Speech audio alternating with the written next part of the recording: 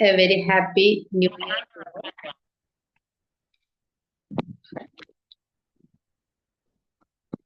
അപ്പൊ നമ്മുടെ new year special ആയിട്ട് ഇന്ന് ഞങ്ങൾ നിങ്ങൾക്കായിട്ട് ഒരുക്കിയിരിക്കുന്ന ഈ ക്ലാസ്സിലേക്ക് ഈ സെഷനിലേക്ക് എല്ലാവരെയും ഒരിക്കൽ കൂടി ഹാർദവമായിട്ട് സ്വാഗതം ചെയ്യാണ്. ഞങ്ങളുടെ ക്ലാസ്സുകൾ കേൾക്കാനും ഞങ്ങളെ അറിയാനും കേൾക്കാൻ പറ്റുന്നില്ലേ? എത്തിയ എല്ലാവർക്കും ഒരിക്കൽ കൂടി ഗ്രാറ്റിറ്റ്യൂഡ് അറിയിക്കുകയാണ്. ഓക്കെ, അപ്പോ നമ്മുടെ പോസ്റ്ററിൽ നിങ്ങൾ കണ്ടിട്ടുണ്ടാവാം 7 ലക്ഷറീസ് ഇൻ ലൈഫ് എന്നാണ് നമ്മൾ കൊടുത്തിട്ടുള്ളത്. ഒരു പുതിയ വർഷം ആരംഭിക്കുകയാണെന്ന് 2025. ഒരുപാട് ഓർമ്മകളും ഒരുപാട് നല്ല നല്ല നിമിഷങ്ങൾ സമ്മാനിച്ചുകൊണ്ട് 2024 നമ്മളിൽ നിന്ന് വിട പറഞ്ഞിരിക്കുകയാണ്. പുതിയൊരു വർഷം അതെങ്ങനെ തുടങ്ങണം, ഒരുപാട് പ്ലാനിങ് ഓരോ ആളുകൾക്കും ഉണ്ടാവൂലേ. നമ്മളൊരു ന്യൂ ഇയർ ആവുന്നേരം ഒരുപാട് പ്ലാനിങ്ങുകൾ ചെയ്തുകൊണ്ട് പലതും ഫ്ലോപ്പായി പോവാറുണ്ട് കുറഞ്ഞ ദിവസങ്ങൾ കൊണ്ട്. പക്ഷെ കൂടുതലും നമ്മൾ ഓരോരോ ലക്ഷ്യങ്ങളായിട്ട് മുന്നിട്ടിറങ്ങുക ചെയ്യാം. അപ്പൊ നമ്മുടെ ഈ ആഗ്രഹങ്ങള്, നമ്മുടെ ഈ ലക്ഷ്യങ്ങളൊക്കെ നമുക്ക് നേടിയെടുക്കാൻ വേണ്ടിയിട്ടും സമാധാനമായിട്ടും സന്തോഷമായിട്ടുള്ള ഒരു ലൈഫ്, അതാണ് എല്ലാത്തിനെയും ബെനിഫിറ്റ് ആയിട്ട് നമ്മൾ ആഗ്രഹിക്കുന്നത്. അങ്ങനത്തെ ഒരു ലൈഫ് നമുക്ക് കിട്ടാൻ വേണ്ടിയിട്ടും എന്തൊക്കെ കാര്യങ്ങൾ നമ്മുടെ ഡെയിലി ലൈഫിൽ അപ്ലൈ ചെയ്യുക എന്നുള്ള ഒരു അവയർനെസ് ആണ് ഞങ്ങൾക്ക് തരുന്നത്. എല്ലാവർക്കും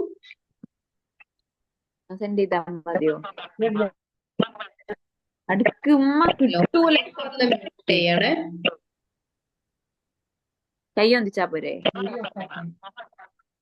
ഹലോ, വീഡിയോ ഓൺ കഴിയുന്നവരൊക്കെ വീഡിയോ ഓൺ ചെയ്യാം കേട്ടോ, അതാണ് കൂടുതൽ സന്തോഷം.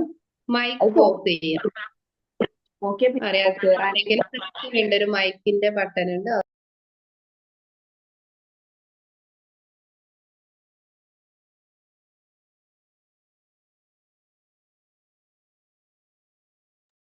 ശബന മാം, നിങ്ങളൊന്ന് അൺമ്യൂട്ട് ചെയ്യണേ. എല്ലാരെയും മ്യൂട്ടാക്കി പോയപ്പോ. ഓക്കെ, അപ്പൊ നമ്മുടെ ലൈഫില് അപ്ലൈ ചെയ്യാൻ പറ്റുന്ന കുഞ്ഞു കുഞ്ഞു കാര്യങ്ങള്, പക്ഷെ അതിന്റെ ബെനിഫിറ്റ് ഒരുപാടുണ്ട്. ലക്ഷറി ആയിട്ടുള്ള ബെനിഫിറ്റ് ആണ് നമുക്ക് ലഭിക്കാൻ പോകുന്നത്. ലക്ഷറി എന്ന് നമ്മൾ ആഗ്രഹിക്കുന്ന സമയത്ത് നമ്മളെ മനസ്സിലേക്ക് വരുന്ന കുറെ ചിന്തകൾ ഉണ്ടാവും അല്ലെ. നല്ല അടിപൊളി കുറച്ച് വലുതായിട്ട് തന്നെയല്ലേ ലക്ഷറി എന്ന് പറയുമ്പോൾ. നല്ല വീട്, കാറ്, ഇഷ്ടംപോലെ പൈസ, ഇങ്ങനത്തെ ഒക്കെ ചിന്തകളാണ് ലക്ഷറി എന്ന് വരുമ്പോൾ നമ്മുടെ മനസ്സിലേക്ക് വരിക. പക്ഷെ അതിനേക്കാളൊക്കെ ഉപരി നമ്മുടെ മനസ്സമാധാനവും സന്തോഷവും ലക്ഷറി ആയിരിക്കുമാണ് നമുക്ക് എന്ത് കിട്ടിയാലും എന്തുണ്ടാവുക, നമുക്ക് ഹാപ്പി ആയിട്ടും സമാധാനമായിട്ടും പോകാൻ കഴിയാം. അപ്പൊ 7 ലക്ഷറി എന്ന് പറയുന്നതിൽ ഫസ്റ്റ് ആയിട്ട് ഞാൻ നിങ്ങളോട് പറയാൻ പോകുന്നത് ടൈം, സമയം. നമ്മൾക്ക് ഓരോ ആളുകൾക്കും ഓക്കെ, നമുക്ക് ദൈവം ഓരോ കാര്യങ്ങളും തന്നിരിക്കുന്നത് വ്യത്യസ്തമായിട്ടുള്ള അളവിലാണ് അല്ലെ. സമ്പാദ്യമാണെങ്കിലും വിദ്യാഭ്യാസമാണെങ്കിലും സൗന്ദര്യം, എല്ലാ കാര്യങ്ങളും ഒരാളെ പോലെ തന്നെ മറ്റൊരാൾക്ക് ഉണ്ടായിക്കൊള്ളുന്നില്ല. പക്ഷെ ഈ ലോകത്ത് എല്ലാവർക്കും ഒരേപോലെ തന്ന ഒരു കാര്യം എന്ന് പറയുന്നത് സമയമാണ്. പക്ഷേ ഈ സമയത്തെ ഓരോരുത്തരും ഉപയോഗിക്കുന്നതിനനുസരിച്ച്, ഓരോരുത്തരും യൂട്ടിലൈസ് ചെയ്യുന്ന രീതിക്ക് അനുസരിച്ചാണ് ഓരോരുത്തർക്കും വിജയം ഉണ്ടാവുന്നതും പരാജയം ഉണ്ടാവുന്നതും. സക്സസ് ആവണമെങ്കിൽ നമ്മൾ എന്ത് ചെയ്യണം? സമയത്തെ നമ്മൾ യൂട്ടിലൈസ് ചെയ്യണം. സമയവും തിരമാലയും ആരെയും കാത്തിരിക്കില്ല എന്നൊരു ചൊല്ല് കേട്ടിട്ടില്ലേ? സോ നമ്മുടെ സമയത്തെ നമ്മൾ എങ്ങനെയാണോ ഉപയോഗിക്കുന്നത് അതിനനുസരിച്ചായിരിക്കും നമ്മുടെ ലൈഫിൽ വിജയം ഉണ്ടാവുക എന്നുള്ളതാണ്. പിന്നെ അതിനു വേണ്ടി ചെയ്യാവുന്ന കുറച്ച് കാര്യങ്ങളാണ് ഞാൻ നിങ്ങളോട് പറയാൻ പോകുന്നത്. ഒരുപാട് ബെനിഫിറ്റ്സ് ഉണ്ട്. സമയത്തെ യൂട്ടിലൈസ് ചെയ്യാൻ ഒരുപാട് വഴികളുണ്ട്. അതിൽ നമുക്ക് ഡെയിലി ലൈഫിൽ അപ്ലൈ ചെയ്യാൻ പറ്റുന്ന കുറച്ച് കുഞ്ഞു ടിപ്സുകൾ. ഒരുപാട് കാര്യങ്ങൾ ഞാൻ പറഞ്ഞു തന്നുകൊണ്ട് കാര്യമില്ല. പക്ഷെ നമ്മൾ ഈ പറയുന്ന കാര്യങ്ങൾ ദൈനംദിന ജീവിതത്തിൽ അപ്ലൈ ചെയ്യുക. അതിൽ കൂടെ നിങ്ങൾക്ക് റിസൾട്ട് ഉണ്ടാക്കാൻ പറ്റും. ഞാൻ പറഞ്ഞോണ്ടോ നിങ്ങൾ കേട്ടോണ്ടോ നിങ്ങൾക്ക് ഒരു മാറ്റവും വരാൻ പോകുന്നില്ല. പക്ഷെ അത് നിങ്ങൾ അപ്ലൈ ചെയ്തിട്ട് നിങ്ങൾക്ക് അതിന്റെ റിസൾട്ട് കിട്ടുന്നുണ്ടോ ഇല്ലയോ എന്ന് നോക്കുക. ഓക്കെ, അപ്പൊ സമയത്തെ നമ്മൾ എങ്ങനെയാണ് ഉപയോഗിക്കുന്നത് അതനുസരിച്ചായിരിക്കും ഞാൻ പറഞ്ഞല്ലോ. സമയത്തെ ഉപയോഗിക്കാൻ ഏറ്റവും എളുപ്പമുള്ളതും ഏറ്റവും കൂടുതൽ ഫലപ്രദമായിട്ടുള്ള ഒരു വഴിയാണ് ടു ഡു ലിസ്റ്റ് തയ്യാറാക്കുക എന്നുള്ളത്. നമുക്ക് ചെയ്യാനുള്ള കാര്യങ്ങൾക്ക് നമ്മളൊന്ന് അവലോകനം ചെയ്യാം. ഒരു ദിവസം നമ്മൾ എങ്ങനെയൊക്കെ ചെലവഴിക്കുന്നത്. സാധാരണയായിട്ട് നമ്മൾ നമ്മുടെ സമയത്ത് എങ്ങനെയൊക്കെ ചെലവഴിക്കും? എന്തെങ്കിലുമൊക്കെ ജോലികൾ ചെയ്തിട്ട് ചെലവഴിക്കും, വെറുതെ ഇരുന്നിട്ട് ചെലവഴിക്കും, ഉറക്കം, പിന്നെന്താ, മടി പിടിച്ചിരിക്കുക. ഇങ്ങനത്തെ അവസ്ഥയിലൊക്കെയാണ് നമ്മൾ നമ്മുടെ സമയത്തെ ചെലവഴിക്കുന്നത്. പക്ഷെ ഈ സമയം നമ്മൾ ഒരു ദിവസം കഴിഞ്ഞ് ഒരു രാത്രിയിലൊക്കെ നമ്മൾ ഇന്ന് എന്താ ചെയ്തതെന്ന് നോക്കുമ്പോൾ ചിലപ്പോ ഒന്നും ഉണ്ടാവില്ല.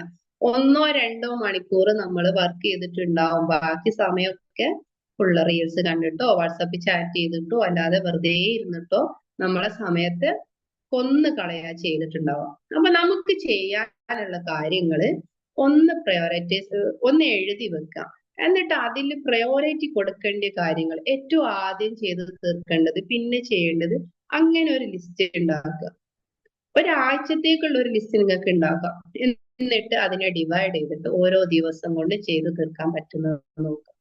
പിന്നെ അതേപോലെ നമ്മൾ രാവിലെ മുതൽ രാത്രി വരെ ചെയ്യാനുള്ള കാര്യങ്ങൾ ഒരു ഓർഡറിൽ ഒന്ന് എഴുതി വെക്കുക. അതാണ് ടു ഡു ലിസ്റ്റ് എന്ന് പറയുന്നത്. സിമ്പിൾ ആയിട്ട് എഴുതിയാൽ മതി. രാവിലെ ഇത്ര സമയത്ത് ഞാൻ എഴുന്നേൽക്കും, ഇന്ന സമയം കൊണ്ട് എന്റെ വീട്ടിലെ പണികൾ തീർക്കും, വേറെ കാര്യങ്ങൾ ചെയ്യാനും, അങ്ങനത്തെ ഒരു ചെറിയ ലിസ്റ്റ് ഓരോ ദിവസങ്ങൾ ഉണ്ടാക്കിയിട്ട് അതിനനുസരിച്ച് ചെയ്യുകയാണെങ്കിൽ 100% ഞാൻ നിങ്ങളോട് പറയാണ്, നിങ്ങൾക്ക് സമയം ബാക്കിയായിരിക്കും. ഇങ്ങനെ നമ്മൾ സമയത്തെ ഫലപ്രദമായിട്ട് യൂസ് ചെയ്യുന്നുണ്ട്. ഒരു കാര്യം ഞാൻ പറഞ്ഞിട്ടുള്ളത്, ടു ഡു ലിസ്റ്റ് ഉണ്ടാക്കുക, പ്രയോറിറ്റി കൊടുക്കേണ്ട കാര്യങ്ങൾക്ക് അത് പ്രയോറിറ്റി കൊടുത്തിട്ട് അതൊന്ന് ലിസ്റ്റ് ചെയ്തിട്ട് ഏറ്റവും ഇമ്പോർട്ടന്റ് ആയിട്ട് ചെയ്യേണ്ട കാര്യങ്ങൾ ഉണ്ടാവും, ആ ഇമ്പോർട്ടൻസ് ഫസ്റ്റ് കൊടുക്കുക. അതിനനുസരിച്ച് ഇമ്പോർട്ടന്റ് ഇല്ലാത്ത കാര്യങ്ങൾക്ക് പിന്നെ പിന്നെ സമയം കൊടുത്തും ചെയ്യാം. ഇങ്ങനെ ചെയ്യുന്നോണ്ട് നമുക്ക് ഒരുപാട് ഗുണങ്ങളുണ്ട്. എന്തൊക്കെയാണ് ഗുണങ്ങൾ ഉണ്ടാവാം? നമുക്ക് ചെയ്യാനുള്ള കാര്യങ്ങൾ, നമ്മൾ ചെയ്യുന്ന കാര്യങ്ങൾ ഏറ്റവും വൃത്തിയായിട്ടും അതിന്റെ ഏറ്റവും പെർഫെക്റ്റ് ആയ രീതിയിൽ നമ്മൾ ചെയ്യാൻ കഴിയും.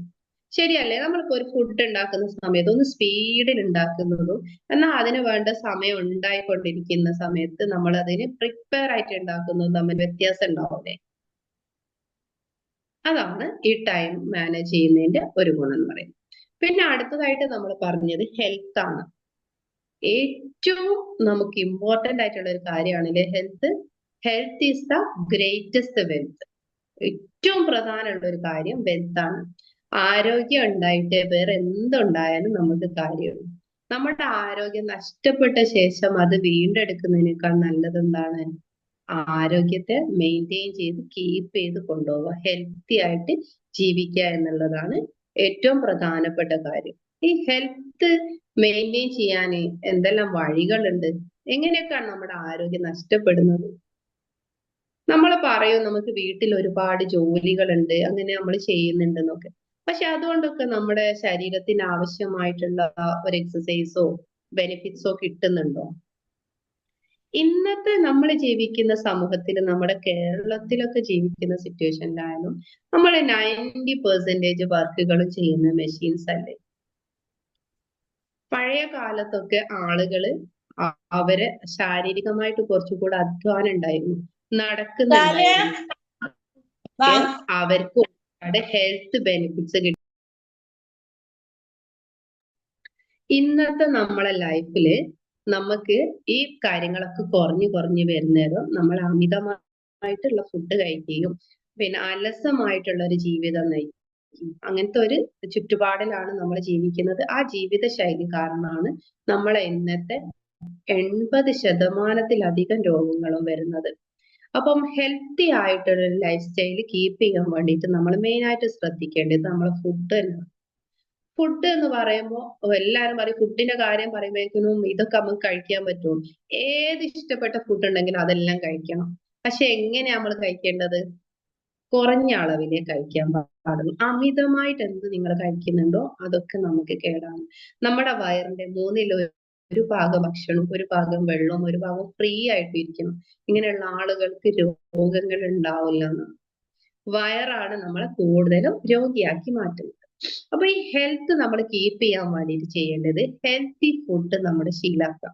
നമ്മുടെ ഫുഡില് പച്ചക്കറികള്, ഫ്രൂട്ട്സ്, ധാന്യങ്ങള്, അങ്ങനെ എല്ലാ ചേരുവകളും നമ്മുടെ ഭക്ഷണത്തിൽ ഉൾപ്പെടുന്നുണ്ട് എന്നുള്ളത് നമ്മൾ ഉറപ്പുവരുത്തുക.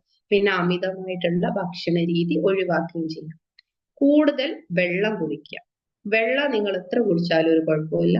നന്നായി വെള്ളം കുടിക്കുക, എക്സസൈസ് ചെയ്യുക, പിന്നെ സ്ട്രെസ് ഫ്രീ മൈൻഡ്. ഈ കാര്യങ്ങൾ കൊണ്ട് നമുക്ക് ഹെൽത്തി ആയിട്ടുള്ള ഒരു ജീവിതം മുന്നോട്ട് കൊണ്ടുപോകാൻ കഴിയും. കുറഞ്ഞ കാര്യം പറഞ്ഞിട്ടുള്ളൂ. Healthy food, drink more water, exercise, പിന്നെ സ്ട്രെസ് ഫ്രീ മൈൻഡ്. അടുത്തതായിട്ട് പറയാനുള്ളത് ഗുഡ് സ്ലീപ്പാണ്. നന്നായിട്ട് ഉറങ്ങുക. നന്നായിട്ട് ഉറങ്ങുക എന്ന് പറയുമ്പോൾ നമ്മള് രാത്രിയിൽ വൈകി ഉറങ്ങുന്ന ശീലമുള്ളവരുണ്ടെങ്കിൽ അത് മാറ്റുക. അതെങ്ങനെ നോക്കിയാലും നിങ്ങൾക്ക് ദോഷമല്ലാതെ ഗുണം കിട്ടുന്നില്ല. രാത്രിയിൽ നേരത്തെ ഉറങ്ങുക, പ്രഭാതത്തിൽ നേരത്തെ എഴുന്നേൽക്കുക. ഈ ഒരു ഹാബിറ്റ് നമ്മൾ ഉണ്ടാക്കിയെടുക്കുന്നത് നമുക്ക് ഒരുപാട് വെൽനെസ്സിന് കാരണമാണ്. എന്തൊക്കെ കാര്യങ്ങൾ ഉണ്ടാവും. ഉറക്കം എന്ന് പറയുന്നത് എന്താണ്? നമ്മളെ റീസ്റ്റാർട്ട് ബട്ടൺ ആണല്ലേ. നമ്മൾ പകലൊക്കെ ജോലി ചെയ്ത് ക്ഷീണിച്ച് ഒന്ന് ഉറങ്ങി എഴുന്നേറ്റ് രാവിലെ നമ്മളത് ചെയ്യുന്ന സമയത്ത് എത്ര എത്ര ഒരു ഉന്മേഷത്തോടെ നമ്മൾ ചെയ്യാൻ കഴിയും. അതേ സ്ഥാനത്ത് ഒരു ദിവസം ഉറക്കൊഴിഞ്ഞ് പിറ്റേന്ന് നമ്മൾ ചെയ്യുകയാണെങ്കിലോ ആ ഒരു ഉഷാർ നമുക്ക് കിട്ടൂല അല്ലെ. So good sleep is the luxury in our life. അതെന്തൊക്കെ കാര്യങ്ങൾ നമുക്ക് തരും? Improve our mood. നമ്മുടെ മൂഡ് ഇംപ്രൂവ് ചെയ്യാൻ ഹെൽപ്പ് ചെയ്യുന്നുണ്ട്. ബെറ്റർ ബ്രെയിൻ ഫങ്ഷൻ, ബ്രെയിനിന്റെ ഫങ്ഷൻസ് ഇംപ്രൂവ് ചെയ്യാൻ ഹെൽപ്പ് ചെയ്യുന്നുണ്ട്. ഇമ്മ്യൂൺ സിസ്റ്റം, നമ്മുടെ പ്രതിരോധ സംവിധാനങ്ങളെ ഇംപ്രൂവ് ചെയ്യാൻ വേണ്ടിയിട്ട് ഉറക്കം നമ്മെ ഹെൽപ്പ് ചെയ്യുന്നുണ്ട്. പിന്നെ അതേപോലെ തന്നെ വെയിറ്റ് മാനേജ്മെന്റ്, വെയിറ്റ് കൂടുന്നതും കുറയുന്നതും കുറയ്ക്കുക. വെയിറ്റ് മാനേജ് ചെയ്യാനും ഉറക്കം നമ്മളെ സഹായിക്കുന്നുണ്ട്. ഓക്കെ, ദെൻ നമുക്ക് എങ്ങനെ ഇങ്ങനെ ഒരു ഉറക്കം, ഗുഡ് സ്ലീപ്പ്. ഒരുപാട് ആളുകൾ കുറേ നമ്മൾ ഫോണിലൊക്കെ കളിച്ചും എന്തെങ്കിലും കാര്യങ്ങളായിട്ട് ലേറ്റ് ആയിട്ട് ഉറങ്ങി ലേറ്റ് ആയിട്ട് എഴുന്നേൽക്കുകയും ചെയ്യുന്നുണ്ട്. അങ്ങനെയുള്ളവരോട് നമ്മൾ ഒറ്റയടിക്ക് നിങ്ങൾ പോയിട്ട് നേരത്തെ ഉറങ്ങണമെന്ന് പറഞ്ഞാല് അവർക്ക് ഉറങ്ങാൻ കഴിഞ്ഞെന്ന് വരില്ല. ഗുഡ് സ്ലീപ്പ് മെയിൻറ്റെയിൻ ചെയ്യാൻ നമ്മൾ ചെയ്യേണ്ട കുറച്ച് കാര്യങ്ങളുണ്ട്. ഒന്ന്, ഒരു കൃത്യമായിട്ടുള്ള സമയം നമ്മൾ നിശ്ചയിക്കും. ഓരോ ദിവസവും ഇത്ര സമയത്ത് ഞാനൊരു 10 മണിക്ക് കിടക്കുമെന്ന് തീരുമാനിച്ചു കഴിഞ്ഞാൽ 10 മണിക്ക് നിങ്ങൾ കിടക്കണം. ബാക്കി എല്ലാ കാര്യങ്ങളും ഒഴിവാക്കിയിട്ട് അതിന് വേണ്ടിയിട്ട് ഒഴിവാക്കിയിട്ടല്ല, അതിനേക്ക് കറക്റ്റ് ചെയ്തിട്ട് ആ ടൈം നിങ്ങൾ ഒരു 10 ദിവസമൊക്കെ നിങ്ങൾ അതിലേക്ക് മെയിൻറ്റെയിൻ ചെയ്യും. 21 ദിവസം പറയെങ്കിലും 10 ദിവസം നിങ്ങൾ അതിന് വേണ്ടിയിട്ട് ശ്രമിച്ചാൽ 11ാമത്തെ ദിവസം നിങ്ങൾക്ക് ചെയ്യാൻ കഴിയും. പിന്നെ രാത്രിയിൽ അമിതമായിട്ട് ഫുഡ് കഴിച്ച് കിടക്കുന്നത് നമുക്ക് നല്ല ഉറക്കം കിട്ടൂല. നമ്മുടെ ആരോഗ്യത്തിന് ഒരു ബോഡിക്കും കൂടെ ഒരു റിലാക്സ് ഒരിക്കലും അതിൽ കിട്ടൂല. പിന്നെ എന്താ, ആൽക്കഹോള് അങ്ങനത്തെ ഒക്കെ യൂസ് ചെയ്യുക എന്ന് പറയുന്നതും നല്ല ഉറക്കത്തിനെ ബാധിക്കുന്ന കാര്യമാണ്. പിന്നെ അതേപോലെ തന്നെ ചെയ്യാൻ കഴിയുന്ന മറ്റൊരു കാര്യം, നിർബന്ധമായിട്ടും ചെയ്യേണ്ട മറ്റൊരു കാര്യം എന്ന് പറയുന്നത് ഉറങ്ങുന്നതിന്റെ ഒരു അരമണിക്കൂറെങ്കിലും മുമ്പായിട്ട്, 15 മിനിറ്റ് എങ്കിലും മുമ്പായിട്ട് നമ്മുടെ മൊബൈൽ ഫോണ് നമ്മുടെ അടുത്തുനിന്ന് മാറ്റി വെക്കുക. അത് കഴിഞ്ഞ് ഒന്ന് റിലാക്സ് ആയിട്ട് നമ്മൾ കംഫർട്ടായിട്ട് നമുക്ക് ഉറങ്ങാൻ വേണ്ടിയിട്ടുള്ള ഒരു സ്പേസ് നമ്മുടെ ബെഡ്റൂമിൽ, അത് കംഫർട്ടായിട്ട് നമ്മളെ ബെഡൊക്കെ നീറ്റ് ചെയ്തിട്ട് സന്തോഷത്തോടെ ഉറങ്ങാൻ പോവാം. ബെഡിൽ പോയി ഇരുന്നിട്ട് ഒരു ഗ്രാറ്റിറ്റ്യൂഡ് പറയാം. നമ്മള് ഇന്നത്തെ ദിവസം എനിക്ക് എന്തെല്ലാം ബെനിഫിറ്റ് ഉണ്ടായിട്ടുണ്ടോ അതൊക്കെ ഒന്ന് കണ്ണടച്ച് മനസ്സിൽ വിചാരിച്ചിട്ട് അതിനൊക്കെ ഒരു താങ്ക്സ്, ദൈവത്തിനോട് ഒരു താങ്ക്സ് അറിയിച്ച ശേഷം നമ്മൾ ഇന്നാരോടെങ്കിലും എന്തെങ്കിലും ചെയ്തു പോയിട്ടുണ്ടെങ്കിൽ അവരോട് ഫോർഗീവ് ചെയ്ത് കൊടുക്കുക. നമ്മളോട് ആരെങ്കിലും ചെയ്തിട്ടുണ്ടെങ്കിലും അവർക്കും ഫോർഗീവ് ചെയ്ത് കൊടുത്തിട്ട് നല്ല ഹാപ്പി ആയിട്ട് ഒരു റിലാക്സ് ആയിട്ട് കിടക്കാൻ പോവുക. ഉറപ്പായിട്ടും നല്ല ഉറക്കം കിട്ടും. നെക്സ്റ്റ് വരുന്നത് പീസ് ഓഫ് മൈൻഡ് ആണ്. നമുക്ക് എന്തുണ്ടെങ്കിലും മനസ്സമാധാനം ഇല്ലെങ്കിൽ എല്ലാം പോയി എന്ന് പറയലില്ലേ. അപ്പോ അടുത്തതായിട്ട് നമുക്ക് വേണ്ടിയത് പീസ് ഓഫ് മൈൻഡ്. നമ്മുടെ മൈൻഡ് ഒരു സമാധാനമായിട്ട് മെയിൻറ്റെയിൻ ചെയ്യാൻ വേണ്ടിയിട്ട് കുറച്ച് കാര്യങ്ങൾ ചെയ്യാനുണ്ട്. അതിനു വേണ്ടിയിട്ട് ഫിസിക്കൽ അതിന്റെ ഗുണങ്ങൾ എന്ന് പറയുന്നത് ഫിസിക്കൽ ആയിട്ടുള്ള നമ്മുടെ വെൽനെസ്സിന് ഒരുപാട് ഹെൽപ്പ് ചെയ്യുന്ന ഒരു കാര്യമാണ് മനസ്സിന്റെ സമാധാനം. ഇന്ന് കാണുന്ന രോഗങ്ങൾ, ഒരുപാട് രോഗങ്ങൾ സൈക്കോസോമാറ്റിക് ആയിട്ടുള്ള അസുഖങ്ങളാണ്. മനസ്സിന്റെ അസുഖങ്ങൾ ശരീരത്ത് പ്രതിഫലിക്കുകയാണ്. ഒരു 80% വരുന്നുണ്ട് അത്രയും ആ അസുഖങ്ങളായിട്ട് വരുന്നത്. എന്താണെന്ന് മനസ്സിലാക്കാൻ പറ്റാതെ അത് കുട്ടികൾ മുതൽ മുതിർന്ന ആളുകൾക്ക് വരെ വരുന്നുണ്ട്. പിന്നെ അതേപോലെ നമ്മുടെ മൈൻഡിന് രോഗം വന്നിട്ടുണ്ടെങ്കിൽ നമുക്കൊരു ഉന്മേഷം കിട്ടാതെ ജോലി ചെയ്യാനൊക്കെ ഒരു ബുദ്ധിമുട്ടുള്ള പോലെ, ഒരു ഹാപ്പിനെസ് കിട്ടാത്ത ഒരവസ്ഥയായിരിക്കും ഉണ്ടാവാം. അപ്പൊ ഇതിന് വേണ്ടിയിട്ട് നമുക്ക് ചെയ്യാൻ പറ്റുന്ന കുറച്ച് കാര്യങ്ങളുണ്ട്. ഒന്ന് പ്രെയർ ആണ്. പ്രെയർ എന്ന് പറയുമ്പോൾ നമ്മൾ മനസ്സറിഞ്ഞിട്ട്, മനസ്സ് തൊട്ടിട്ട് റിലാക്സ് ആയിട്ട് പ്രെയർ പ്രാക്ടീസ് ചെയ്യുന്നത്. ഓരോ മതവിശ്വാസമുള്ള ആളുകൾക്കും അവരുടെ മതത്തിനനുസരിച്ചുള്ള പ്രെയർ ഉണ്ടാവും. ആ പ്രെയർ പ്രാക്ടീസ് ചെയ്യുന്നത് പീസ് ഓഫ് മൈൻഡിന് ഒരുപാട് ഹെൽപ്പ് ചെയ്യുന്നതാണ്. അതേപോലെ മെഡിറ്റേഷൻ, മൈൻഡ്ഫുൾനെസ്, പിന്നെ പ്രകൃതിയുമായിട്ട് നമ്മുടെ നേച്ചറിലേക്ക് ഇറങ്ങിയിട്ട് കുറച്ച് സമയം നേച്ചറുമായിട്ട് നമ്മൾ ചെരുപ്പ് ഇടാതെ മണ്ണിലൂടെ നടക്കുക. പിന്നെ പ്രകൃതിയിൽ നമുക്ക് ഇഷ്ടപ്പെട്ട പുഴയൊക്കെ ഉണ്ടെങ്കിൽ പുഴന്റെ അരികിലിരിക്കുക, കടലിന്റെ അരികിലിരിക്കുക, അങ്ങനത്തെ കാര്യങ്ങളൊക്കെ പ്രാക്ടീസ് ചെയ്യുക. പിന്നെ അതേപോലെ ബ്രീത്തിങ് എക്സസൈസ്. നമുക്ക് ഒരു പ്രയാസോ എന്തെങ്കിലും ഒരു സ്ട്രെസ് ഒക്കെ ഫീൽ ചെയ്യുന്ന സമയത്ത് കണ്ണടച്ച് റിലാക്സ് ആയിട്ട് ഇരുന്നിട്ട് എന്ത് ചെയ്യുക, നമ്മളെ ബ്രീത്തിൽ ശ്രദ്ധിക്കുക. അങ്ങനെ ഒരു 5 മിനിറ്റ് ഒക്കെ നിങ്ങളൊന്ന് ഇരുന്ന് നോക്കും. എന്ത് പ്രശ്നം ഉണ്ടെങ്കിലും അത് സോൾവ് ആയിക്കോളും. ദെൻ നെക്സ്റ്റ് പറയാനുള്ളത് അൺകണ്ടീഷണൽ ലവ് ആണ്. അൺകണ്ടീഷണൽ ലവ് എന്ന് പറഞ്ഞാൽ എന്താണ്? നമ്മളെല്ലാവരും എല്ലാവരെയും സ്നേഹിക്കുന്നുണ്ട്. നമ്മളെ മക്കളെ സ്നേഹിക്കുന്നുണ്ട്, ഹസ്ബൻഡിനെ, പിന്നെ പാരന്റ്സിനെ, ഇങ്ങനെ എല്ലാവരെയും നമ്മൾ സ്നേഹിക്കുന്നുണ്ട് അല്ലെ. അൺകണ്ടീഷണൽ ലവ് എന്ന് പറഞ്ഞാല് ഒരു ലിമിറ്റേഷനും ഇല്ലാതെ സ്നേഹിക്കാം. ഒന്നും തിരിച്ചു കിട്ടുമെന്ന് ആഗ്രഹിക്കാതെ നമ്മൾ സ്നേഹിക്കുക. ഇതാണ് അൺകണ്ടീഷണൽ ലവ്. നമ്മൾ ഒരാൾക്ക് നമ്മുടെ മക്കളോടൊക്കെ ഉള്ള സ്നേഹം നമ്മൾ ശരിക്കും അൺകണ്ടീഷണൽ ലവിന്റെ എക്സാമ്പിൾ ആയിട്ട് പറയും. പക്ഷെ നമ്മൾ പുറത്തൊരാളെ സ്നേഹിക്കുമ്പോൾ, ഒരാൾക്ക് ഒരു ഹെൽപ്പ് ചെയ്ത് കൊടുക്കുമ്പോൾ, ഞാനപ്പൊ ചെയ്തു കൊടുത്തു, എനിക്കൊരാവശ്യം വന്നിട്ട് അവര് തന്നില്ലല്ലോ, അതുണ്ടാവാൻ പാടില്ല. നമ്മൾ ചെയ്തു കൊടുക്കുന്ന എന്ത് സഹായമാണെങ്കിലും അത് അവിടെ മറന്നേക്കാം. അങ്ങനെ അൺകണ്ടീഷണൽ ആയിട്ടുള്ള ലവ് നമ്മൾ പ്രാക്ടീസ് ചെയ്യാം. അതിന് കുറച്ച് കാര്യങ്ങളുണ്ട്. ഒന്ന്, മറ്റുള്ളവരോട് നമ്മൾ ആക്സെപ്റ്റ് ചെയ്യാം. അവരെ ആക്സെപ്റ്റ് ചെയ്യുകയും അവരെ മനസ്സിലാക്കുകയും ചെയ്യുമ്പോൾ നമുക്ക് എന്ത് ചെയ്യാൻ പറ്റും? അവരോട് അൺകണ്ടീഷണൽ ലവ് കീപ്പ് ചെയ്യാൻ പറ്റും. അതേപോലെ ഓപ്പൺ ആയിട്ട് കമ്മ്യൂണിക്കേറ്റ് ചെയ്യാം. നമ്മളെ മനസ്സിൽ ചിലപ്പോൾ വേറൊരാളടുത്ത് എന്തെങ്കിലും ഒരു തോന്നൽ വന്നിട്ടുണ്ടെങ്കിലും നമ്മൾ അവരോടത് കറക്റ്റായിട്ട് ചോദിച്ച് മനസ്സിലാക്കാം. ചില വാക്കുകള്, ചില ഭാവങ്ങൾ, ഇതൊക്കെ നമുക്കൊരു ഡൗട്ട് വരുത്തുന്ന കാര്യങ്ങളായിരിക്കും. പക്ഷെ അതൊക്കെ ഓപ്പൺ ആയിട്ട് സംസാരിച്ചിട്ട് ആ കാര്യങ്ങൾ തീർപ്പാക്കുന്നത് ആ തെറ്റിദ്ധാരണ ഇല്ലാതാക്കാൻ സഹായിക്കും. അത് അൺകണ്ടീഷണൽ ലവ് പ്രാക്ടീസ് ചെയ്യാൻ വളരെ നല്ലതാണ്. പിന്നെ മറ്റുള്ളവരെ സപ്പോർട്ട് ചെയ്യുക. ഒരാൾക്ക് ഒരു ഹെൽപ്പ് ആവശ്യമുള്ളപ്പോൾ നമ്മൾ സപ്പോർട്ട് ചെയ്യുക. പിന്നെ അതേപോലെ തന്നെ എമ്പതി ഉണ്ടാവുക. മറ്റുള്ളവർക്ക് ഒരു പ്രശ്നം വരുന്ന സമയത്ത് നമ്മളും അതെന്ത് ചെയ്യാം, ഒരു സഹാനുഭൂതിയോടെ അവർക്ക് വേണ്ട കാര്യങ്ങൾ ചെയ്യുക. അവരെ കൂടുതൽ സങ്കടപ്പെടുത്തുന്ന രീതിയിലല്ല, അവരോട് ഒരു എമ്പതി ഉണ്ടാവുക. ഇങ്ങനത്തെ കാര്യങ്ങളൊക്കെ ചെയ്യുന്നതിലൂടെ നമുക്ക് അൺകണ്ടീഷണൽ ലവ് പ്രാക്ടീസ് ചെയ്യാൻ കഴിയും. ഇതുകൊണ്ട് നമുക്ക് ഒരുപാട് ഗുണങ്ങളുണ്ട് കേട്ടോ. ഒന്നാമത്തെ കാര്യം എന്ന് പറയുന്നത് മ്യൂച്വൽ റെസ്പെക്റ്റ് ആണ്. പരസ്പരമുള്ള ബഹുമാനം ഉണ്ടാവാൻ കാരണമാവും. അതേപോലെ ട്രസ്റ്റ്, വിശ്വാസം, ഓണസ്റ്റ്, പിന്നെ നല്ല ഒരു ഗുഡ് കമ്മ്യൂണിക്കേഷൻ, നല്ല അങ്ങോട്ടും ഇങ്ങോട്ടും നല്ല രീതിയിലുള്ള ഒരു കമ്മ്യൂണിക്കേഷൻ ഒക്കെ മെയിൻറ്റെയിൻ ചെയ്യാനും സഹായിക്കും. നെക്സ്റ്റ് വരുന്നത് ഗുഡ് റിലേഷൻഷിപ്പ് ആണ്. ഇപ്പൊ നമ്മൾ 5 കാര്യങ്ങൾ പറഞ്ഞു അല്ലെ. ഇനി ഗുഡ് റിലേഷൻഷിപ്പ് ആണ് അടുത്തതായിട്ട് വരുന്നത്.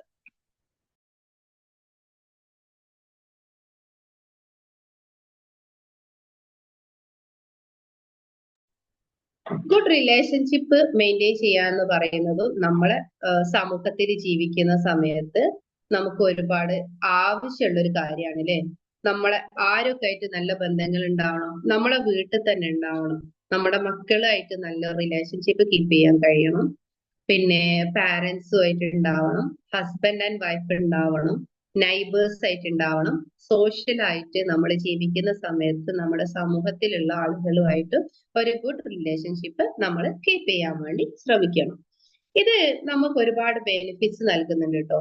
ഒന്ന്, നമ്മളെ ലൈഫിൽ മൊത്തത്തിൽ ഒരു സന്തോഷം തരും. പിന്നെ അതേപോലെ നമുക്കൊരു സെക്യൂരിറ്റി ഫീൽ ചെയ്യും. നമുക്ക് എന്തെങ്കിലും ഒരു പ്രശ്നം ഉണ്ടായാൽ മറ്റൊരാൾ ഉണ്ടാവും എന്നുള്ളൊരു സെക്യൂരിറ്റി ഫീൽ ചെയ്യും. പിന്നെ നമ്മുടെ ഫിസിക്കൽ ഹെൽത്തിനെയും ഒരുപാട് സഹായിക്കുന്ന ഒരു കാര്യമാണ് ഗുഡ് റിലേഷൻഷിപ്പ് എന്ന് പറയുന്നത്. പിന്നെ ഫ്രീഡം ഓഫ് ചോയ്സ് ആണ് അടുത്തതായിട്ട് പറയാനുള്ളത്. നമ്മുടെ മുന്നിൽ എല്ലാ കാര്യങ്ങൾക്കും രണ്ട് വഴികളുണ്ടാവും, നെഗറ്റീവും പോസിറ്റീവും. അത് നമ്മൾ ഇലക്ട്രിസിറ്റിക്ക് വരെ പറയുന്നതാണ് ഈ കാര്യങ്ങൾ ഉള്ളതാണ്. ഇതിൽ ഏത് വഴിയാണോ നമ്മൾ തിരഞ്ഞെടുക്കുന്നത് അതിനനുസരിച്ചിരിക്കും നമ്മുടെ ലൈഫ്. എല്ലാ കാര്യങ്ങളും നമ്മുടെ മൈൻഡിലേക്ക് തന്നെ ദിവസവും ഒരുപാട് തോട്ട്സുകൾ വരുന്നുണ്ട്. നെഗറ്റീവ് വരുന്നുണ്ട്, പോസിറ്റീവ് വരുന്നുണ്ട്. ഈ നെഗറ്റീവ് തോട്ട് നമ്മുടെ ഉള്ളിലേക്ക് വരുന്ന സമയത്ത് ഒന്ന് നമ്മൾ ചിന്തിക്കണം, ഇതെനിക്ക് ആവശ്യമാണ്, ഇല്ലെങ്കിൽ നമ്മൾ ഒഴിവാക്കുക, വിട്ടുകളയുക. പോസിറ്റീവ് തോട്ട്സുകള്, നെഗറ്റീവ് തോട്ട്സുകളെ നമ്മൾ ഇങ്ങനെ സ്ഥിരമായിട്ട് ഒഴിവാക്കി കഴിയുമ്പോൾ നമ്മുടെ മുന്നിലേക്ക് കൂടുതലായിട്ടും പോസിറ്റീവ് തോട്ട്സുകൾ തന്നെ വരും. ഇതും നമ്മളെ എന്ത് ചെയ്യാൻ പറ്റും, നമുക്കൊരു ഹാപ്പി ആയിട്ടും. ഫ്രീഡം ഓഫ് ചോയ്സ് നമ്മുടേതാണ്. നല്ലത് തിരഞ്ഞെടുക്കണോ മോശം തിരഞ്ഞെടുക്കണോ, നല്ലത് തിരഞ്ഞെടുക്കുന്നത് നമ്മളെ ലൈഫ് കൂടുതൽ മനോഹരാക്കും.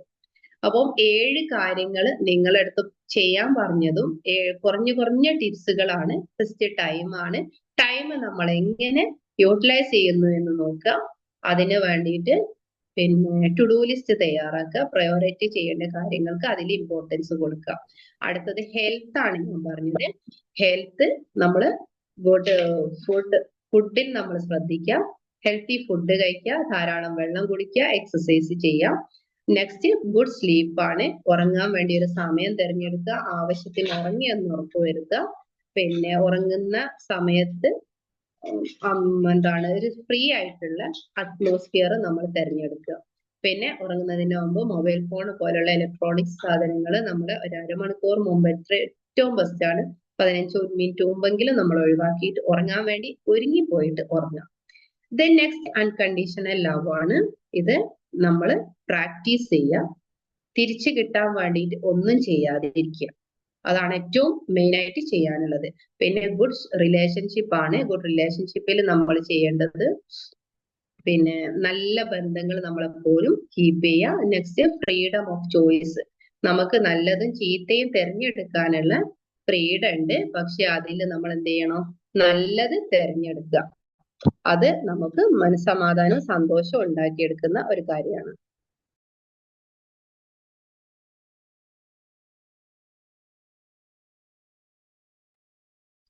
Hello, am I audible? Okay. ഈ കാര്യങ്ങൾ നിങ്ങളെ ലൈഫിൽ അപ്ലൈ ചെയ്ത് നോക്കുക. അപ്ലൈ ചെയ്തിട്ട് നിങ്ങൾക്ക് അതിന്റെ റിസൾട്ട് കിട്ടുകയാണെങ്കിൽ നിങ്ങൾ അത് ഞങ്ങളെ അറിയിക്കുക. വളരെ ചെറിയ കാര്യങ്ങളാണ്, പക്ഷെ ഇതുകൊണ്ടുള്ള ബെനിഫിറ്റ്സ് നിങ്ങൾക്ക് ഒരുപാട് ഉണ്ടാവുന്നുള്ളത് ഞാൻ ഉറപ്പ് തരാം. വൃത്തിയായിട്ട് പ്രാക്ടീസ് ചെയ്യാം. Okay, thank you to all. ഇതുവരെ എന്നെ കേട്ട് നിന്ന എല്ലാവർക്കും ഒരിക്കൽ കൂടി താങ്ക്സ് അറിയിക്കുകയാണ്. ഇനി നിങ്ങൾക്ക് എന്തെങ്കിലും സംശയം ചോദിക്കാനുണ്ടെങ്കിൽ ചോദിക്കാം.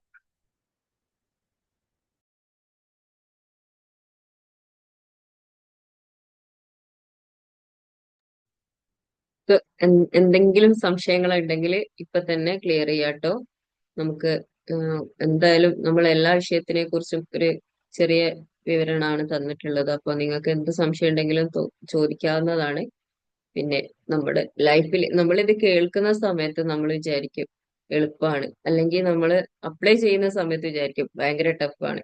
ഇത് രണ്ടും കൂടി ഇടയിൽ നിൽക്കുന്ന ഒരു പോയിന്റ് ഉണ്ട്. ആ പോയിന്റ് നമ്മൾ തന്നെ കരസ്ഥമാക്കുന്ന ആ സമയത്ത് മാത്രമാണ് നമുക്ക് അത് നമ്മുടേതാക്കാൻ പറ്റുക. അറിവില് നമ്മൾ അറിവ് പഠിക്കാന്ന് പറയുമ്പോൾ പഠിക്കുക എന്നുള്ളത് മാത്രമാണ്. അത് ആ അറിവ് നമ്മുടേതാക്കി മാറ്റുന്ന ആ സമയത്ത് മാത്രമാണ് അതിൽ നമുക്ക് വിജയിക്കാൻ പറ്റുക. അപ്പൊ ഫസ്റ്റ് നമുക്ക് എവിടെ എന്ത് കേട്ടാലും ഓ ഇറ്റ്സ് ഓക്കെ, ഈസി, ആ ഒരു രീതിയിലാ തോന്നുന്നത്.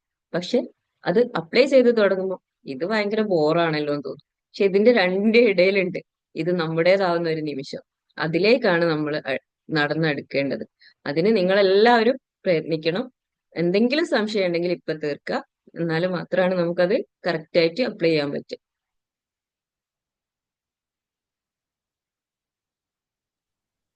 ഇത് മാം പറഞ്ഞ പോലെ ഇത് നമ്മൾ കേട്ടത് കൊണ്ടോ അല്ലെങ്കിൽ നിങ്ങൾ ഒരുപാട് പ്രാവശ്യം കേട്ട കാര്യങ്ങളൊക്കെ ആയിരിക്കും. പക്ഷെ ഈ കുഞ്ഞു കുഞ്ഞു കാര്യങ്ങൾ നിങ്ങളുടെ ലൈഫിൽ സിമ്പിൾ ആയിട്ട് അപ്ലൈ ചെയ്യാൻ തുടങ്ങും. നമ്മൾ എന്ത് കാര്യം ചെയ്യാൻ വിചാരിക്കുന്ന സമയത്തും ചെറുതിൽ നിന്ന് തുടങ്ങുക. ഒറ്റ ദിവസം കൊണ്ട് എല്ലാം കൂടെ ചെയ്യാന്ന് പറയുന്നത് ആർക്കും സാധ്യമല്ല. അങ്ങനെ ഒന്നോ രണ്ടോ ദിവസം ചെയ്ത് മൂന്നാമത്തെ ദിവസം നമ്മൾ സ്കിപ്പ് ചെയ്യും. അത് സ്വാഭാവികമാണ്. നമ്മുടെ ബ്രെയിനിൽ തന്നെ ഇങ്ങനെ ഒരു ഹാബിറ്റ് ഫോം ചെയ്യണമെങ്കിൽ നമ്മൾ ചെറിയ ചെറിയ കാര്യങ്ങളിന് നമ്മൾ നടത്താൻ തുടങ്ങുന്ന സമയത്ത് തന്നെ നടന്ന് നടന്ന് വന്നിട്ടല്ലേ നമ്മൾ ഓടിയത്. അതേപോലെ തന്നെ ചെറിയ ചെറിയ സ്റ്റെപ്പുകൾ എടുത്തു വെച്ചിട്ട് അതിൽ കൂടെ നമ്മുടെ ഹാബിറ്റ് ആക്കി മാറ്റിയാൽ നമുക്ക് എന്ത് കാര്യങ്ങളും പിന്നീട് ചെയ്യാൻ കഴിയുന്നതാണ്. ഹലോ, അസ്സലാം വലൈക്കും. ഹലോ, വലൈക്കും സലാം. വലൈക്കും സ്സലാം. സംസാരിച്ചോളൂ കേട്ടോ. നല്ല ക്ലാസ് ആയിരുന്നു കേട്ടോ, കേട്ട് മാഷാ അല്ലാ. ഷബാന മാമിനെല്ലാം അറിയാം, ഇപ്പൊ പരിചയമില്ല. പിന്നെ താങ്ക് യു. നമുക്ക് മനസ്സിലിപ്പോ ഒരാളോട് പിന്നെ വെറുപ്പ് ഉള്ളൊരു അവസ്ഥ വന്നു. അപ്പൊ ആ വെറുപ്പ് നമ്മളെ മനസ്സിന്ന് പിന്നെ ഒഴിവാക്കാൻ വേണ്ടിട്ട് എന്താ ചെയ്യാ? നമുക്ക് നമുക്കൊരാളെ ഇഷ്ടമില്ലാത്ത ഒരു കാര്യം വെറുപ്പ് എന്ന് പറഞ്ഞാല് വെറുപ്പ് ഒരു തോന്നുന്ന നിമിഷം നമ്മൾ വെറുക്കൂല എന്നൊരാളെ വിചാരിക്കരുത്. അത് നമ്മളെ മനസ്സിൽ ഒരു എന്തെങ്കിലും ഒരു പ്രവർത്തനത്തോടായിരിക്കൂലേ. ആ ഒരു വ്യക്തിനോട് നിങ്ങൾക്ക് ഒരിക്കലും ഒരു വെറുപ്പായിട്ടല്ലല്ലോ. അവര് ചെയ്ത എന്തെങ്കിലും ഒരു കാര്യമായിരിക്കും ചിലപ്പോ വെറുപ്പ് വരാനുള്ള കാരണം. അതെ അപ്പൊ ആ അതെ. ഒരു നിമിഷം നമ്മൾ അക്സെപ്റ്റ് ചെയ്യാം. എന്നിട്ട് നമ്മൾ ചിന്തിക്കുക എന്താണ് ഇത് എന്നുള്ളത്.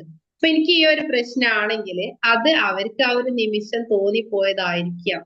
അതിന് വേണ്ടിയിട്ടുള്ള ഒരു കാര്യം കൂടാണ് നാം പറഞ്ഞത്, ഓപ്പൺ ആയിട്ട് സംസാരിക്കാവുന്നത്. ആ തെറ്റിനെ അവരെ ഭാഗത്ത് നിന്ന് അന്നിപ്പോ സംഭവിച്ചു പോയതായിരിക്കും. പിന്നെ കുറച്ച് കഴിയുമ്പോ അവർക്ക് തന്നെ അതിൽ കുറ്റബോധം വന്നിട്ടുണ്ട്. ആ തെറ്റാണ്, ആ വ്യക്തിയല്ല എന്ന് മനസ്സിലാക്കിയിട്ട് ആ തെറ്റിനെ നമ്മൾ വെറുക്കുക, ആ വ്യക്തിയെ നമ്മൾ അക്സെപ്റ്റ് ചെയ്യാം. അത് കൂടെ നമുക്ക് അവരോട് പൊറുക്കാൻ കഴിയും. ഞാനും കൊറേ പ്രാവശ്യം ഫോർഗീവ്നെസ് ഇതെല്ലാം കേട്ടതാണ്. അപ്പൊ അതിന്റെ മുകളില് മനസ്സിൽ വെറുപ്പ് വേണ്ട, കാണുമ്പോ വെറുപ്പൊന്നും ഉണ്ടാവില്ല, നല്ല സന്തോഷത്തോടെ തന്നെ പെരുമാറലും ചെയ്യും. പിന്നെ അവര് ചെയ്ത കാര്യം ഓർക്കുമ്പോ പിന്നെ എനിക്ക് മനസ്സിൽ വെറുപ്പ് വന്നു പോകും. പിന്നെ അത് വേണ്ടാന്ന് വെക്കും. ആ കാര്യം മനസ്സിന്ന് പോയിട്ടില്ല, അതുകൊണ്ടാണ്.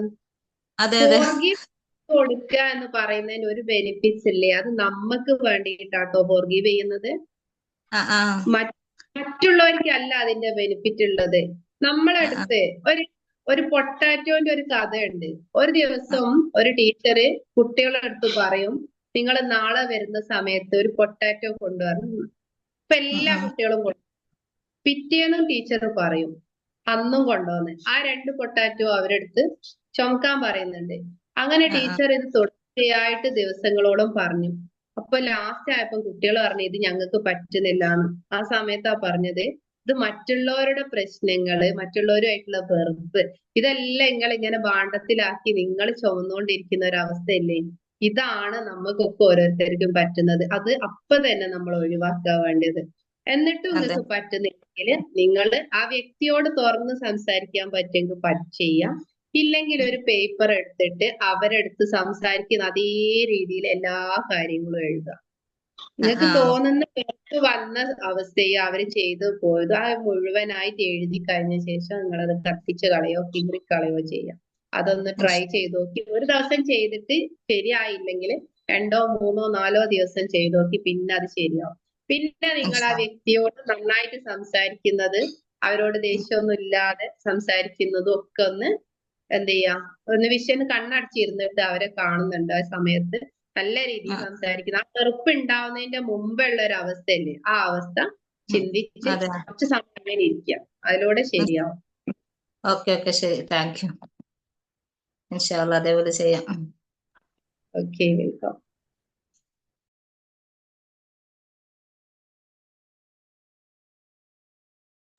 നിങ്ങളുടെ അവസരമാണ് കേട്ടോ, മാക്സിമം ഉപയോഗപ്പെടുത്തുക. നമുക്ക് ഒരു 5 മിനിറ്റും കൂടി സമയമുണ്ട്. ആർക്ക് വേണമെങ്കിലും സംസാരിക്കാം. എന്തെങ്കിലും സംശയം ഉണ്ടെങ്കിൽ ഇപ്പൊ നമ്മുടെ വിഷയമായിട്ട് ബന്ധപ്പെടാത്ത കുഞ്ഞു കുഞ്ഞു കാര്യങ്ങളൊക്കെ വേണമെങ്കിലും ചോദിക്കാം. ഇപ്പം ജുബൈര മാം ചോദിച്ച പോലെ നമുക്ക് എന്താണ് ലൈഫ്, നമുക്ക് 2025 കളറാക്കണ്ടേ? പിന്നെ വേണം വേണം, തീർച്ചയായിട്ടും വേണം. നമ്മള് ഇതൊന്നും കൂടെ കുട്ടികളെ ട്രീറ്റ് ചെയ്യുന്ന സമയത്ത്, ഇപ്പം ഒന്നാം ജൂവരി മാം തീയതി ചോദിച്ചോണ്ട് ഞാൻ പറയാട്ടോ, ആ അതായത് കുട്ടികളെ ട്രീറ്റ് ചെയ്യുന്ന സമയത്ത് നമുക്ക് കുട്ടികൾ എന്തെങ്കിലും വേണ്ടാത്ത സംഗതികൾ ചെയ്താൽ വെറുപ്പ് തോന്നുന്നില്ലല്ലോ അല്ലെ? അവർക്ക് നമുക്ക് അവരെന്തെങ്കിലും ചെയ്താല് അവരെ നമുക്ക് അപ്പോ അറ്റ് ദ മൊമെന്റ് നമ്മൾ അവരെ ശിക്ഷിക്കും. ആ സമയത്ത് നമ്മള് ഒന്ന് കാമായിട്ട് കുറച്ച് സമയം കഴിഞ്ഞിട്ട് നമ്മൾ ആരെങ്കിലും കഴിഞ്ഞ പരിപാടിക്ക് അടിക്കാറുണ്ടോ കുട്ടികൾ വേണ്ടാത്ത ചെയ്തു എന്ന് പറഞ്ഞിട്ട്? ഏഹ് അപ്പൊ ആ ഒരു തോട്ട് വലിയ ആളുകളുടെ കാര്യത്തിൽ എന്തുകൊണ്ട് വരുന്നില്ല? അത് പ്രാക്ടീസ് ചെയ്താ വന്നോളൂ. നമുക്ക് ഫസ്റ്റിലൊക്കെ പ്രയാസം വരും. അതെന്താ വെച്ചാൽ കുട്ടികളാവുമ്പോ നമുക്ക് അവരോട് കുറച്ചും കൂടെ അഫെക്ഷൻ ഉണ്ട്, വാത്സല്യം കൂടുതലുണ്ട്, സ്നേഹം കൂടുതലുണ്ട്. അവര് കുട്ടികളല്ലേ എന്നൊരു ചിന്ത നമ്മളെ മനസ്സിലില്ലേ? പക്ഷെ വലിയ ആളുകളാകുമ്പോ നമ്മൾ വിചാരിക്കും എന്താ അവരെന്നെ പോലെ അല്ലേ, അവർക്ക് മനസ്സിലാവൂലേ, ആ ഒരു തോട്ടാ നമ്മളെ അടുത്തേക്ക് ആദ്യമായിട്ട് വരും അല്ലെ. എനിക്ക് ഇങ്ങനെ എന്നോട് ഇങ്ങനെ പറഞ്ഞാൽ എനിക്ക് ഫീൽ ചെയ്യുന്നുള്ള അവരെന്താ മനസ്സിലാക്കാത്തത് എന്നാണ് നമ്മൾ ചിന്തിക്കുന്നത്. അതുകൊണ്ടാണ് ആ ഒരു പ്രശ്നം വരുന്നത്. പക്ഷെ മക്കളടുത്ത് അവർക്ക് അറിയില്ല, ആ ഒരു ചിന്തയാണ്. പക്ഷെ എല്ലാ ആളുകൾക്കും ഈ പറയുന്ന നമുക്ക് ഓരോരുത്തർക്കും ഉണ്ടാവട്ടെ ഓരോ സമയത്തും ഇങ്ങനത്തെ ചിലപ്പോ നമ്മൾ മറ്റുള്ളവരോട് എന്തെങ്കിലുമൊക്കെ ചെയ്തിട്ടുണ്ടാവൂലേ, അപ്പൊ നമ്മൾ ഒരിക്കലും ആഗ്രഹിക്കുന്നൊന്നും ഉണ്ടാവില്ല ഒരാളെടുത്ത് അങ്ങനെ ചെയ്യണമെന്ന്. അത് സ്വാഭാവികമായിട്ടും നമ്മുടെ ഒരു ഈവിൽ പാർട്ടും ഒരു നല്ലതും മോശമായിട്ടുള്ള അതെ, കാര്യം ചിലപ്പോ എല്ലാവരും ഒരു ഉണ്ടല്ലോ. ടോക്സിക് സിറ്റുവേഷനും ഒക്കെ സംഭവിച്ചു ആയിരിക്കാം, പോകുന്നതാണ്. മേ ബി അല്ല, എല്ലാരും അതില് എപ്പോഴും ഒരേ അപ്പൊ അവസ്ഥയിലാവില്ലല്ലോ. നമ്മുടെ ചർച്ചയിൽ ഇത് വന്നോണ്ട് പറയാണ്, നമ്മള് ഒട്ടും ക്ഷമിക്കാൻ പറ്റാത്ത ഒരു ഫോർഗിവ്നെസ് വിഷ്വലൈസേഷൻ ചെയ്യുന്ന സമയത്ത് ഒട്ടും ക്ഷമിക്കാൻ പറ്റാത്ത രീതിയിലുള്ള ഒരു ഇതൊക്കെ ആണെങ്കിൽ, ഗ്രഡ്ജസ് ഒക്കെ ആണ് നമ്മൾ സൂക്ഷിക്കുന്നെങ്കിൽ, നമുക്ക് അവരുടെ ആ കുട്ടിക്കാലത്തേക്ക് ചിന്തിക്കാം. അവരൊരു കുഞ്ഞായിരിക്കുന്നതായിട്ട് ചിന്തിച്ചിട്ട് വരെ അത് കഴുകി കളയാന്നാണ് പറയുന്നത്. അപ്പോ കുഞ്ഞായിരിക്കുന്ന അവരാണ് നമ്മളോട് അത് ചെയ്തത് എന്നുള്ള രീതിയിൽ ചിന്തിച്ചിട്ട് നമ്മൾ വിഷ്വലൈസ് ചെയ്യാൻ വേണ്ടി പറയുന്നുണ്ട്. ആ ഒരു രീതിയിലൊക്കെ ചിന്തിച്ചിട്ട് ഒരു നിലക്കും നമുക്ക് പറ്റുന്നില്ലെങ്കിൽ, നമുക്ക് ഈ ഒരു രീതിയിൽ നോക്കിയിട്ട് ഒരു നിലക്കും പറ്റുന്നില്ലെങ്കിൽ ആ രീതിയൊക്കെ നമുക്ക് ചെയ്യാം. അപ്പോ നമുക്കിപ്പോ പറഞ്ഞതിൽ തന്നെ മനസ്സിലാവുന്നുണ്ടല്ലോ, കുട്ടികളോട് നമുക്ക് പെട്ടെന്ന് ക്ഷമിക്കാൻ പറ്റും. അതുപോലെ ഇത് നമുക്ക് റെഡിയാക്കാം. ഓക്കെ, അതേപോലെ ഇത് ഒരു കാര്യം കൂടി എന്താന്ന് വെച്ച് കഴിഞ്ഞാല്, ക്ഷമ, വിട്ടുവീഴ്ച, അത് രണ്ടും പറയുമ്പോൾ അത് രണ്ടും ഏകദേശം ഒരേ ലെവലിലാണ് എന്നുള്ളതാണ് ഞാൻ മനസ്സിലാക്കിയിട്ടുള്ളത്. കൂടുതൽ അറിയാൻ വേണ്ടിട്ട് നിങ്ങളോട് ചോദിക്കുന്നത്. അതേപോലെ സഹനം, അത് രണ്ടും ഡിഫറെന്റ് അല്ലേ? സഹിക്കണതും ക്ഷമിക്കണതും വിട്ടുവീഴ്ച ചെയ്യണതും തമ്മിൽ എന്താണ് വ്യത്യാസം? അല്ലെങ്കിൽ എങ്ങനെയാണ് അതിനെ ട്രീറ്റ് ചെയ്യുന്നത്?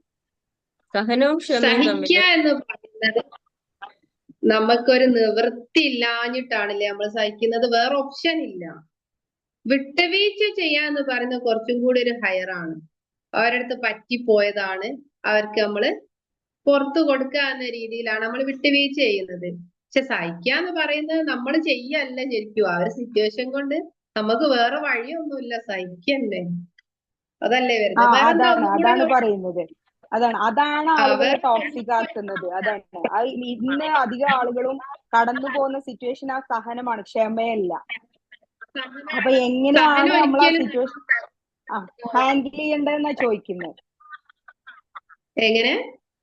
എങ്ങനെയാണ് നമ്മള് അങ്ങനത്തെ സിറ്റുവേഷന് ഹാൻഡിൽ ചെയ്യേണ്ടത്? ഇപ്പൊ ഈ സഹനം എന്നുള്ളത് പറഞ്ഞില്ലേ, നമ്മള് നിവൃത്തിയില്ലാത്തതുകൊണ്ട് സഹിക്കുന്ന ഒരു കേസ് ക്ഷമയാക്കി എങ്ങനെ മാറ്റാം, അതാണ്. അപ്പൊ അതാവുമ്പോ നമുക്ക് കുറച്ചും കൂടെ ആക്സെപ്റ്റ് ചെയ്യാൻ ഈസി ആണല്ലോ. എക്സാമ്പിൾ പറയുകയാണെങ്കിൽ നമുക്കിപ്പോ ഒന്നും തിരിച്ചു പറയാൻ പറ്റാത്ത ഒരു സിറ്റുവേഷനിൽ നമ്മളൊരാളൊരു വഴക്ക് പറയാണ്, നമുക്ക് അവിടെ ഒന്നും പറയാൻ